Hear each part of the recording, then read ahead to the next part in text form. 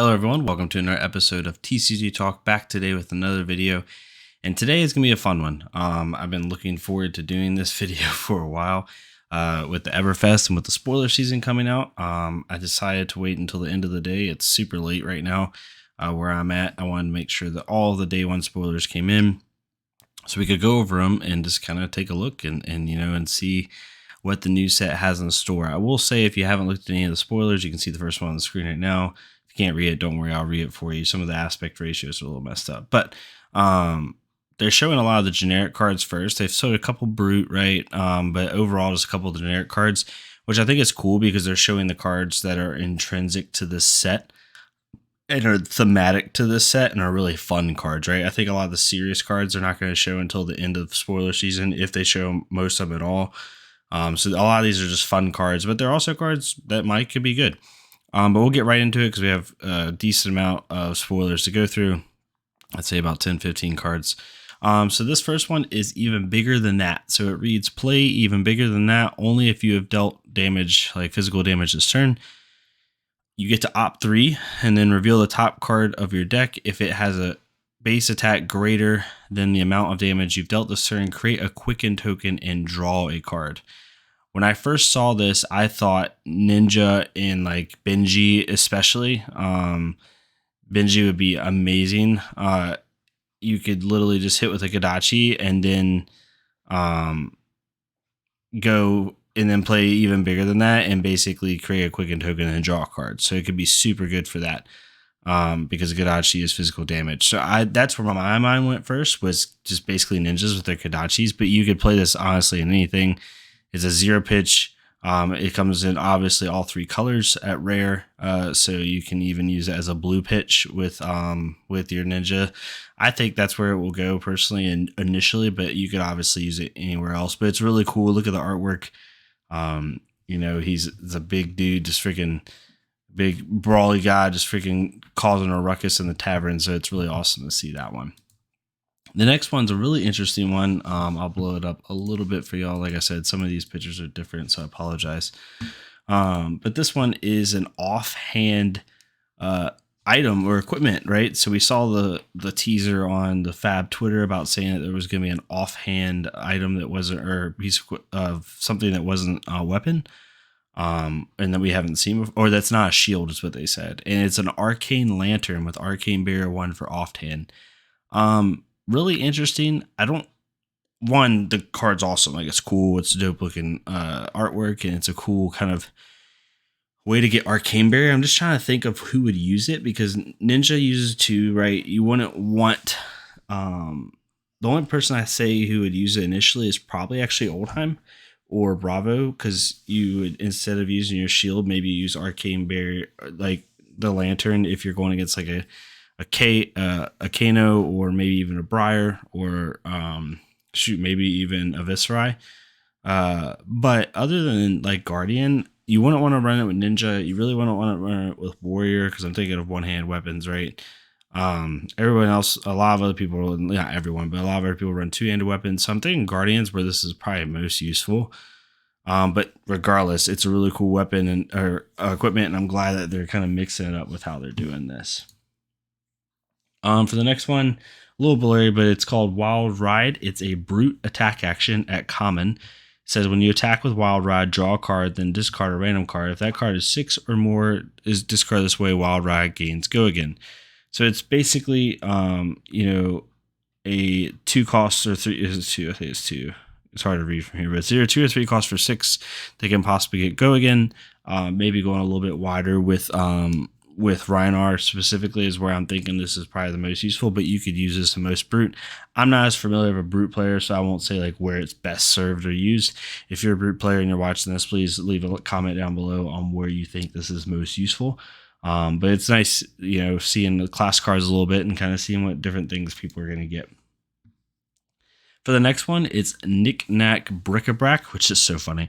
It's a 3-cost card at Majestic, and it blocks for 2. It's a generic action. It says as additional cost to play Knickknackricabrac, you may destroy any number of copper, silver, and or gold you control. Search the deck for a card with Amulet, Potion, or Talisman in its name. Put it in the arena, then shuffle for each 4 copper, 2 silver, or 1 gold destroyed this way. Repeat the process. So if you have a lot of these stacked up, you could put an Amulet poster, Talisman on the ground.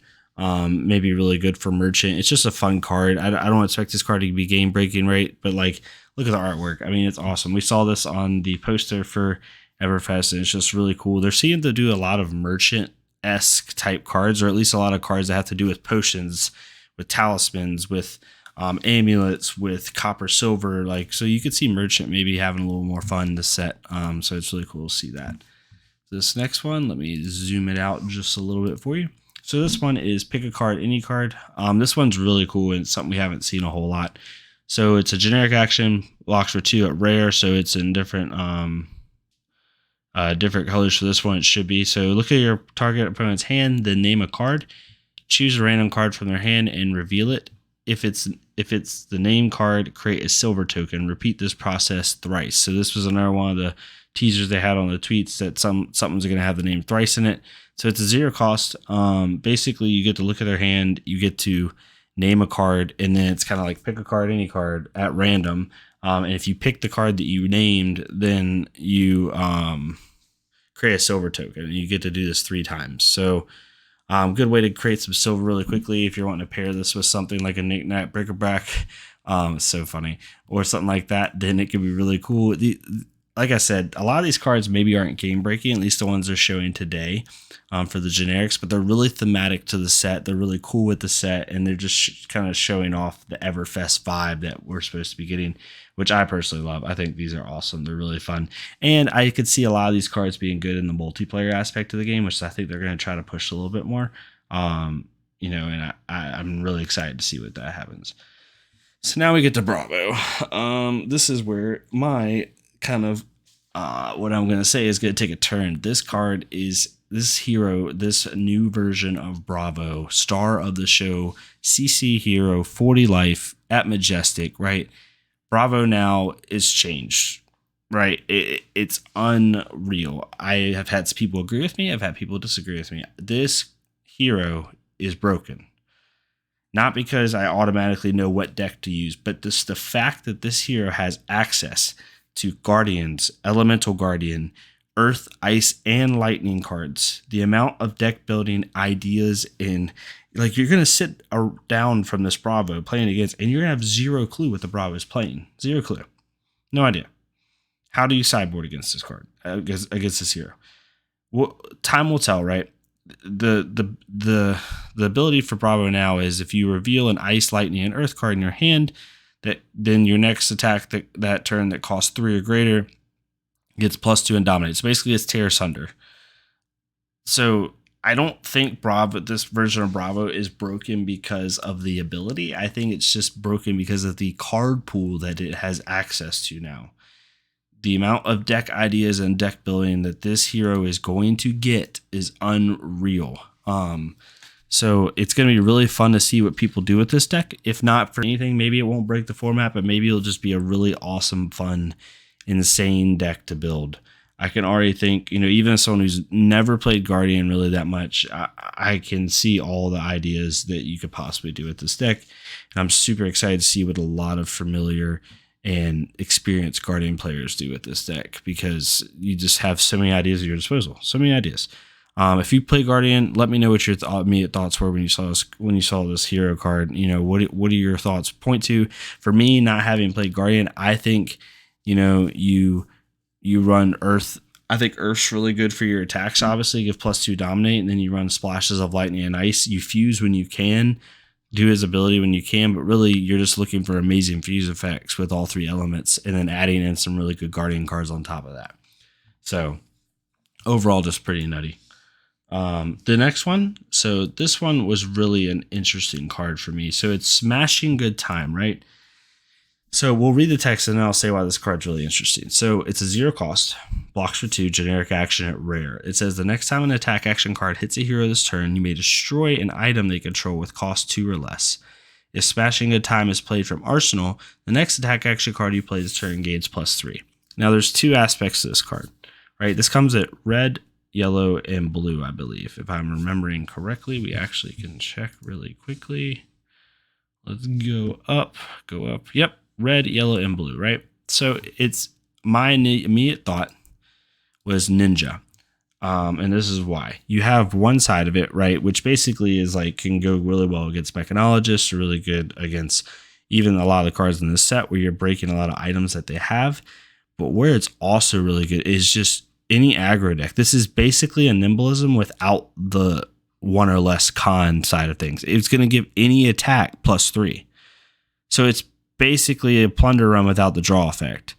So, we were talking about how it was really confusing, at least my last video when I was talking about the NZ and Australian Nationals events and how Briar didn't dominate the way that she has before, and should they blame Plunder Run? Cards like this is what makes me think why they didn't ban Plunder Run. Because imagine having 3 Smashing Good Times at red and 3 Plunder Runs in your deck at red. Now you have 6 cards that give any attack +3. So I understand now, I think, why they did it. But Smashing Good Time, where I see this card being most useful, is it gives it a +3 buff. And then at blue, does it give... Okay, so yellow +1. So yes, literally the same effect as Plunder Run, except it doesn't give the draw card effect, which is a big deal. But I see most aggro decks using this just to get the buff. Simply just to get the buff. It's basically, like I said before, it's basically a Nimblism without the cost 1 or less type thing. You basically can give any card in your deck +3 now, or +2 or +1. And with Ninja personally, because I love Ninja, you can pitch this for Gadachis at blue if you absolutely needed to. The next one is High Striker. So this is a generic action, 2 costs. It has it red, yellow, and blue. It says the next time an attack you control hits this turn, create 6 copper tokens, and it has go again. So again, the kind of thematic theme that we're getting a lot, or thematic kind of feel we're getting a lot with this, a lot of money being drawn in with Everfest. It's really gonna be interesting to see how the copper, silver, gold really plays into the set as a whole, and if it, if it's just going to help out Merchant, or is it really going to add a dynamic to the game with the items and everything that people aren't thinking about. It's going to be really cool and fun to see. And if it doesn't do what we think it's going to do as far as shape the meta, at least it brings another fun aspect to the game that we haven't had a ton of interaction with. So it's going to be really fun to watch that. Well, this one's way blown up. Give me 1 second, y'all. Sorry about that. And perfect. So this one, it went back. Everything hates me. It's fine. It's fine. It's fine. Okay, cool. So Amulet of Haven Call. So this is a go again defense reaction. It's an item, right? And you can put it on the field and use it as a defense reaction. So destroy Amulet of Haven Call. Search your deck for a card named Rally the Rear Guard. Add it to the Chain Link as a defending card. Then shuffle. Activate this ability only if you have no cards in hand. This was a weird card for me. And please, for people that are a better Flesh and Blood player than I am, let me know what you think about this card, and is it confusing on why you would use it? Because basically what this card does is it gives you a defense reaction when you've already dumped your hand, which means you're probably screwed. It basically means that you've blocked with your entire hand, and now you're going to use the defense reaction. The only time I can see using this is when maybe when you're being presented lethal and you've literally blocked out as much as you possibly can, and now you want Rally the Rear Guard as well. To help add to the Chain Link as a defending card. So I don't know. I don't really see the purpose in this card. The only time it's really going to be used is when you're about to be presented lethal and you don't have a choice and you really need to block with one more card to save your life till the next turn maybe. But at that point, you're probably already screwed anyway. So it's really interesting. I don't know how I feel about this card, but please, if someone's seeing something I'm not seeing, let me know.